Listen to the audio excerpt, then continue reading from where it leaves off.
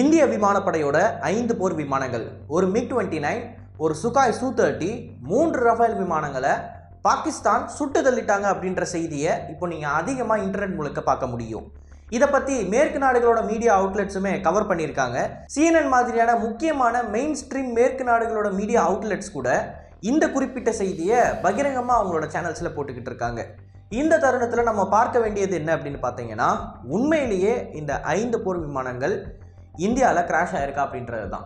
And இந்த காணொலியில் facts and evidence பேஸஸோட இந்த 5 போர் விமானங்கள் உண்மையிலேயே கிராஷ் ஆயிருக்கா அண்ட் இந்த கிராஷுக்கு பின்னாடி யார் இருக்கா அப்படின்றத தான் பார்க்க போகிறோம். நான் உங்கள் ஆகாஷ், தமிழ் பொக்கிஷம் வழங்கும் டிபி டிஃபென்ஸ். முதல் விஷயம், விபத்துக்குள்ளான இந்த விமானங்களை பற்றி பேசுறதுக்கு முன்னாடி இந்த அட்டாக்கை பற்றின ஒரு சில இன்ஃபர்மேஷன் கடந்த காணொலியில் நான் சொல்லியிருக்கணும், அதை சொல்லாமல் விட்டுட்டேன். முதல் விஷயம், இந்த அட்டாக்குக்கான பேர், அதாவது குங்குமம், இதோட ஹிந்தி வார்த்தையை தான் இந்த அட்டாக்குக்கான பெயராக வச்சுருக்காங்க.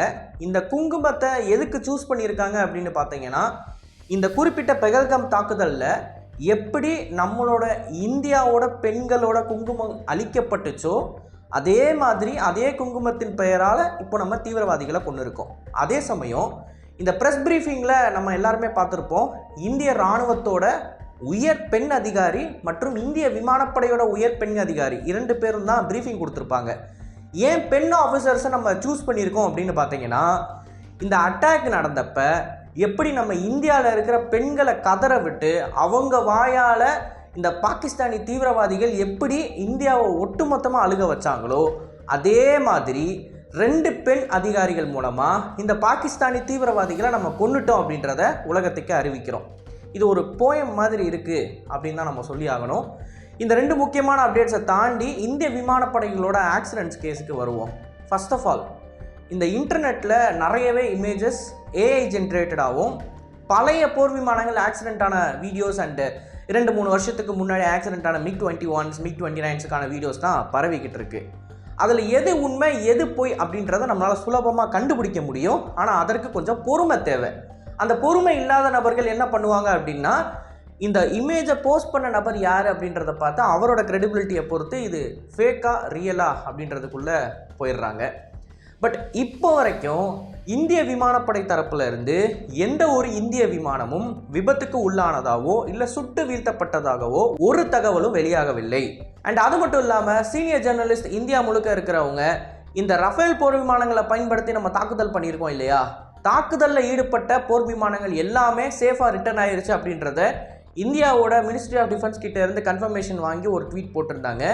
அந்த ட்வீட்டு கீழேயும் பல நபர்கள் என்ன சொல்லியிருந்தாங்கன்னா, அப்போ தாக்குதல் பண்ணிட்டு ரிட்டர்ன் வந்த விமானங்கள் மட்டும்தான் சேஃபாக இருக்கா, மித்த விமானங்களில் எதுவுமே சிக்கலையா அப்படின்ற ஒரு கேள்வியை எழுப்பிக்கிட்டு இருந்தாங்க. அதுக்கு மீண்டும் ஒரு ட்வீட் ஒன்று போடப்பட்டுச்சு. அதில் தாக்குதலில் ஈடுபட்டுட்டு ரிட்டர்ன் வந்த விமானங்கள் மட்டும் இல்லாமல் ஒட்டுமொத்தமாக எந்த ஒரு இந்திய விமானப்படையோட விமானமோ அதன் பைலட்டோ பலியாகவில்லை அப்படின்றத தெளிவாக சொல்லியிருக்காங்க. இப்போ அதை மீறி சில முக்கியமான இமேஜஸ் வந்து கன்வின்சிங்காக இருக்குது. ஒரு உதாரணத்துக்கு சொல்லணும் அப்படின்னா, இப்போ காஷ்மீரில் ஒரு இடத்துல இருந்து இன்னொரு இடத்துக்கு இந்த டிப்ரியை JCB மூலமாக எடுத்துகிட்டு போகிறத பார்க்க முடியும். இதை வச்சு பாகிஸ்தானியர்கள் என்ன கிளைம் பண்ணுறாங்க அப்படின்னா, இது ரஃபேல் போர் விமானத்தோடது, அப்போ நாங்கள் ரஃபேல் விமானத்தை சுட்டு தள்ளிட்டோம் அப்படின்ற மாதிரியான ஒரு கிளைம் வைக்கிறாங்க. ஆனால் இந்த உதிரி பாகத்தை நம்ம உற்று நோக்கி பார்க்குறப்ப இதில் ஃப்ரெஞ்சு மார்க்கிங்ஸ் இருக்கிறத நம்மளால் தெளிவாக பார்க்க முடியும். அப்போது இது கண்டிப்பாக ஒரு ஃப்ரெஞ்சு தயாரிப்பு விமானத்தோட ப்ராடக்ட் தான். இது எய்தர் ஃப்ரெஞ்ச் மிராஜ் 2000 இருக்கலாம், இல்லை அப்படின்னா ரஃபேல் போர் விமானமாக இருக்கலாம். ஆனால் அந்த பாகிஸ்தானியர்களுக்கு தெரியாத ஆர் தெரிஞ்சு மறைக்கிற விஷயம் என்ன அப்படின்னு பார்த்தீங்கன்னா, இது ஒரு எக்ஸ்டர்னல் பாடு. இந்த எக்ஸ்டர்னல் பாடில் எரிபொருள் எடுத்துகிட்டு போக முடியும், இல்லை லக்கேஜை எடுத்துகிட்டு போக முடியும். இப்போது போர் சமயங்களில் எக்ஸ்டர்னல் பாடில் எரிபொருளே இருந்தாலும் இந்த எரிபொருள் அப்படின்றது விமானத்துக்கு எக்ஸ்ட்ரா வெயிட்டை ஆட் பண்ணும். ஸோ ஒரு போரில் நம்ம விமானத்தை வச்சு சண்டை போடுறப்ப எக்ஸ்ட்ரா வெயிட் அப்படின்றது நம்மளை பின்னுக்கு தள்ளும். அதனால் இம்மீடியட்டாக இந்த போர் விமானத்தோட பைலட் எக்ஸ்டர்னல் பார்ட்ஸ் என்னவாக இருந்தாலும் அதை ரிலீஸ் பண்ணிடுவாங்க. அப்படி ரிலீஸ் பண்ணப்பட்ட பாடு ஒன்று கீழே விழுந்து செதறியிருக்கு. அதுதான் இப்போது காஷ்மீரில் அகற்றப்பட்டுக்கிட்டு இருக்கு. இன்னொரு பக்கம் JF-17 ஆர் மிராஜ் 2000 விமானத்தோட கன்ஃபியூஷன், இதை பற்றி கடந்த காணொலியில் நான் தெளிவாக பேசியிருப்பேன். ஜம்மு காஷ்மீரில் ஒரு விமானம் உண்மையிலே ஆக்சிடென்ட் ஆயிருக்கு. அந்த விமானம் இந்திய விமானமா இல்லை பாகிஸ்தானோடதா அப்படின்ற குழப்பங்கள் நிலவிக்கிட்டு இருக்கிற தருணத்தில் இமீடியட்டாக அந்த விமானம் விழுந்த பகுதிக்கு இந்தியாவோட ஆர்ம்டு ஃபோர்ஸஸ் மற்றும் கமாண்டோ மற்றும் ஸ்பெஷல் ஃபோர்ஸஸ் எல்லாருமே போய் அந்த பார்ட்ஸ் எல்லாத்தையுமே அகற்றியிருக்காங்க. அகற்றி அதை ட்ரக்கில் எடுத்துகிட்டு போகிறப்ப அந்த பார்ட்ஸுக்கு ஒரு லேபிள் கொடுத்துருக்காங்க. அதில் PAF அப்படின்னு மென்ஷன் ஆகிருக்கு, அதாவது பாகிஸ்தானி ஏர்ஃபோர்ஸ். இப்போ இது கிட்டத்தட்ட 90% உறுதிப்படுத்துது காஷ்மீர் பகுதியில் விழுந்து நொறுங்கினது பாகிஸ்தானோட விமானம் தான் அப்படின்னு. இப்போ இதெல்லாம் ஒரு பக்கம் நடந்துகிட்டு இருக்கிறப்ப திடீர்னு தி ஹிந்து அப்படின்ற ஒரு முக்கியமான செய்தி நாளிதழ், இதை பற்றி எல்லாருக்குமே தெரியும், தெரியாத ஆளே கிடையாது. இவங்க என்ன பண்ணுறாங்க, இன்டர்நெட்டில் ஒரு ஆர்டிக்கல் ரிலீஸ் பண்ணுறாங்க. அதில் இந்திய விமானப்படையோட 3 போர் விமானங்கள் விபத்துக்குள்ளாயிருக்கு அப்படின்னு சொல்கிறாங்க. அதில் ஒரு போர் விமானம் ஜம்மு காஷ்மீர்லையும், இன்னொன்று பஞ்சாப் மற்றும் ராஜஸ்தான் மாநிலங்களிலையும் ஆக்சிடென்ட் ஆயிருக்கு அப்படின்னு சொல்லி ஒரு ரிப்போர்ட்டு.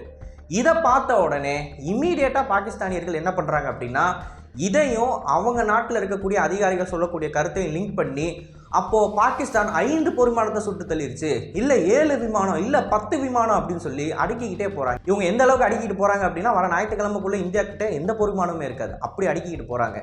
இப்போ இந்த செய்தி நாளிதழ் உண்மையா அப்படின்னு கேட்டிங்கன்னா, ஹிந்து அதுக்கப்புறமா ஒரு ஆர்டிக்கல் ஒன்று ரிலீஸ் பண்ணுறாங்க. அதில் மன்னிச்சிருங்க, நாங்கள் தவறுதலாக 3 விமானங்கள் விபத்துக்குள்ளாயிருக்கு அப்படின்ற செய்தியை சொல்லியிருக்கோம். 3 விமானங்கள் விபத்துக்குள்ளாயிருக்கு அப்படின்றத அவங்க மட்டும் சொல்லலை, இந்திய விமானப்படையை சேர்ந்த 3 விமானங்கள் விபத்துக்குள்ளாயிருக்குன்றதை மென்ஷன் பண்ணியிருக்காங்க. ஸோ இதை நாங்கள் கிளாரிஃபை பண்ணிக்கிறோம். இப்போ வரைக்கும் இந்திய விமானப்படையோட எந்த ஒரு விமானமும் விபத்துக்குள்ளான மாதிரியான எவிடன்சஸ் எங்களுக்கு கிடைக்கல. எவிடன்ஸ் பேஸ்டில் நாங்கள் இந்த ஆர்டிக்கலை போடலை, தயவு செஞ்சு மன்னிச்சிருங்க அப்படின்னு சொல்லி அதற்கடுத்து அந்த ஆர்டிக்கலை ரிமூவ் பண்ணிவிட்டு அப்பாலஜைஸும் பண்ணிட்டாங்க. ஸோ இப்போ என்ன நடந்துக்கிட்டு இருக்கு அப்படின்னு பார்த்தீங்கன்னா, பாகிஸ்தானை சேர்ந்த அதிகாரிகள் மற்றும் மினிஸ்டர்ஸ் நேரடியாக CNN மாதிரியான மேற்கு நாடுகளோட மீடியா அவுட்லெட்ஸுக்கு பரபரப்பாக பேட்டி கொடுத்துக்கிட்டு இருக்காங்க. அப்படி பேட்டி கொடுக்குறப்ப இந்த அதிகாரிகள் சொல்லக்கூடிய கருத்து என்ன அப்படின்னா, இந்தியாவோட 5 போர் விமானத்தை சுட்டு தள்ளிட்டோம், அதில் 3 ரஃபேல் போர் விமானம் இருக்குது அப்படின்ற மாதிரியான கருத்துக்களை அவங்க சொல்லிக்கிட்டு இருக்காங்க. அண்ட் இவங்க சொல்லக்கூடிய கருத்துக்களை அந்த மேற்கு நாடுகளோட மீடியா அவுட்லெட்ஸ் பப்ளிஷ் பண்ணுறாங்க. அது ஆர்டிக்கலாவோ இல்லை வீடியோவாவோ பப்ளிஷ் ஆகுது. அண்ட் பப்ளிஷ் ஆன இந்த தகவலை பாகிஸ்தானி ப்ராபகேண்டாவை பரப்பக்கூடிய நபர்கள் என்ன பண்ணுறாங்க அப்படின்னா, அப்படியே பிட்டு பிட்டாக எடுத்து இந்தியாவுக்கு அகேன்ஸ்டாக பண்ணிக்கிட்டு இருக்காங்க. பட் இப்போ வரைக்கும் இந்திய விமானப்படை கிட்ட இருந்து எந்த ஒரு போர் விமானத்தை இழந்ததாக கருத்து தெரிவிக்கப்படவில்லை. மற்றும் இந்த LOCயில் நடந்துகிட்டு இருக்கக்கூடிய ஆர்ட்டிலரி ஸ்ட்ரைக்கில் கிட்டத்தட்ட 7 பேர் இந்தியாவை சேர்ந்த 7 சிவிலியன்ஸ் இறந்து போயிருக்காங்க பாகிஸ்தானிஸ் பண்ணுற ஆர்ட்டிலரி ஸ்ட்ரைக்கில். இதை சொல்ல தெரிஞ்ச நமக்கு ஆர்மி சைடில் எத்தனை கேஷுவாலிட்டி இருக்குது அப்படின்றத மறைக்கணுன்ற எந்த ஒரு அவசியமும் கிடையாது. இதற்கு முன்னாடி 2019 நடந்த ஸ்ட்ரைக்கில் கூட நம்மளோட விமானப்படை முன்கூட்டியே வந்து சொல்லிட்டாங்க எல்லா இன்ஃபர்மேஷனையும், இந்த விமானங்கள் பயன்படுத்தி இருக்கோம், அதில் இத்தனை விமான விபத்துக்குள்ளே இருக்குது, ஒருத்தர் பாகிஸ்தானுக்குள்ளே மாட்டிக்கிட்டார் அப்படின்னு. பட் இந்த தடவை எதையுமே சொல்லலை அப்படின்னா எதுவுமே நடக்கலை அப்படின்னு தான் அர்த்தம். அண்ட் அதே சமயம் இன்னொரு முக்கியமான விஷயத்தை நம்ம பார்க்க வேண்டியது இருக்குது. பாகிஸ்தானியர்கள் வெறும் ட்வீட்டில் டெக்ஸ்ட்டில் மட்டும்தான் இந்திய விமானப்படையோட விமானம் ஆக்சிடென்ட் ஆயிருக்கு அப்படின்னு சொல்லிக்கிட்டு இருக்காங்களே தவிர ப்ராப்பரான எவிடன்ஸை அவங்க சப்மிட் பண்ண மாட்டுறாங்க. அப்படியே அவங்க ஃபோட்டோஸ் அண்ட் வீடியோஸ் சப்மிட் பண்ணாலும் இதற்கு முன்னாடி இந்தியாவில் விபத்துக்குள்ளான MiG-29 விமானங்கள், MiG-21 பைசன் விமானங்கள், ஜாகுவார் ரக விமானங்களோட வீடியோஸ் அண்ட் ஃபோட்டோஸை தான் ரிலீஸ் பண்ணிக்கிட்டு இருக்காங்க. ஏன்னா கடந்த 3 மாதத்துக்கு முன்னாடி வரைக்கும் இந்திய விமானப்படையோட ஜாகுவார் விமானங்கள் விபத்துக்குள்ளாயிருந்துச்சு, அதோட ஃப்ரெஷ் வீடியோஸ்லாம் இருக்குது. ஸோ அது எல்லாத்தையும் தான் சின்னதாக எடிட் பண்ணி ரீசர்ஃபேஸ் பண்ணிக்கிட்டு இருக்காங்க பாகிஸ்தானி ப்ராபகேண்டிஸ்ட். அண்ட் இதற்கு பின்னாடி இன்னொரு முக்கியமான ஆள் இருக்கார். அது யார் அப்படின்னு பார்த்தீங்கன்னா சீனா கிட்ட உலகத்திலேயே மிகப்பெரிய நம்பர்ஸில் AI என்ஜினியர்ஸ் இருக்காங்க. இந்த என்ஜினியர்ஸ் எல்லாத்தோட நோக்கம் என்ன அப்படின்னா, காஸ்ட் எஃபெக்டிவான AI என்ஜின்ஸை டெவலப் பண்ணுறது. இன்டர்ன் இந்த AI என்ஜின்ஸை பயன்படுத்தி பாகிஸ்தானியர்களுக்கும் சீனாவுக்கு ஆதரவாக இருக்கக்கூடிய நாடுகளுக்கும் சீனா ப்ராபகேண்டா பரப்புவாங்க இன்டர்நெட்டில். இப்போது பாகிஸ்தான் பயன்படுத்தக்கூடிய ஆயுதங்கள் முக்கால்வாசி சீன தயாரிப்பாக இருக்குது. JF-17, J-10C மாதிரியான ஆயுதங்கள். அண்ட் அவங்களோட வான் பாதுகாப்பு அமைப்பும் சீனாவோட தயாரிப்பு தான். ஸோ சீனாவோட ஆயுதங்களை பெருசாக சொல்கிறதுக்காண்டி சீனர்கள் பண்ணக்கூடிய ஒரு யுக்தி தான் இது. அவங்களோட என்ஜினியர்ஸ் மற்றும் அவங்களோட ஒட்டுமொத்த மேன் பவரையும் பயன்படுத்தி ட்விட்டர் முழுக்க ஃபேக் நியூஸை பரப்பி விடுறது. அண்ட் இந்த ஃபேக் நியூஸ் அப்படின்றது நேரடியாகவே தசால்த் ரஃபேல் நிறுவனத்தை அஃபெக்ட் பண்ணுது அப்படின்னா அதில் ஆச்சரியப்படுறதுக்கு ஒன்றுமே இல்லை. இப்போது முதல் நியூஸ் வெளியாகி, அதாவது இந்திய விமானப்படையோட ரஃபேல் விமானங்கள் சுட்டு தள்ளப்பட்டுச்சு அப்படின்ற ஒரு வதந்தி பரவுனதுக்கே தசால்த் ரஃபேல் நிறுவனத்தோட ஷேர்ஸ் 2% இறங்கிருச்சு. ஸோ இவ்வளோ தூரம் பாதிப்புகளை இந்த ப்ராபகேண்டாவால் ஏற்படுத்த முடியும். பட் எந்த ஒரு இடத்துலையும் சாலிடான ஒரு எவிடன்ஸ் இந்திய போர் விமானம் விழுந்து நொறுங்கி இருக்கு. ஆக்சுவலாக இந்திய போர் விமானம் விழுந்து நொறுங்குறப்ப அந்த ஃபோட்டோஸ் வீடியோஸ்லாம் பார்த்தீங்கன்னா தெளிவாக தெரியும். அந்த போர் விமானம் எரிஞ்சுக்கிட்டு இருக்கும்.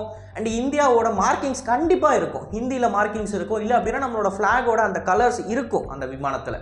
நம்ம அதை ப்ராப்பராக ஐடென்டிஃபை பண்ண முடியும். இப்போ பகல் ஆயிடுச்சு, கிட்டத்தட்ட மணி 3:30 ஆயிடுச்சு இந்த வீடியோ நான் எடுக்கிறப்ப. இப்போ வரைக்கும் ஒரு இமேஜ் கூட இந்திய விமானப்படையோடது கீழே கிராஷ் ஆன மாதிரி கிடைக்கல அப்படின்னா அப்போ இவங்க என்ன சொல்கிறாங்க?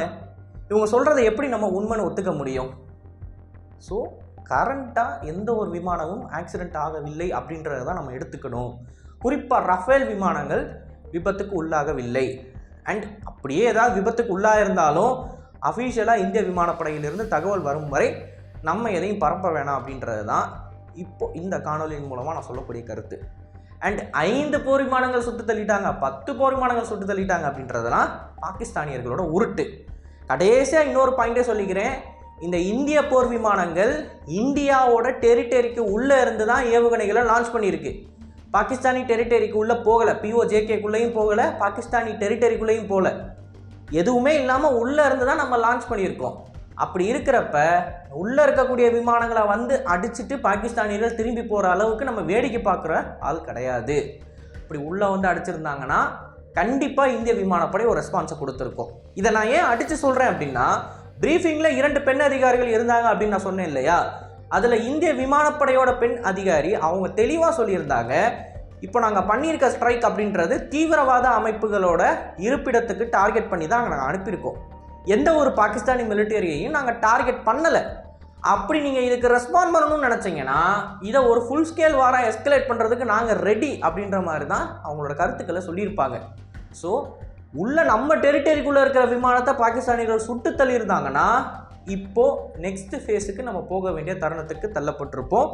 அண்ட் இந்திய விமானப்படை பாகிஸ்தானுக்குள்ளே இறங்கியிருக்கும். ஆனால் அப்படி எதுவுமே நடக்கலை. ஸோ இது ஒரு வதந்தியாக தான் நம்ம எடுத்துக்க வேண்டும். அண்ட் இதை பற்றி நீங்கள் என்ன நினைக்கிறீங்க அப்படின்றத மறக்காமல் கமெண்ட்ஸில் பதிவிடுங்க. இது போல் நிறைய தகவலை தெரிந்து கொள்ள டிபி நியூஸ் பேஜை ஃபாலோ பண்ணிக்கோங்க. நல்லதை இப்போ இருந்து நல்ல சமுதாயத்தை வரும். நன்றி, வணக்கம்.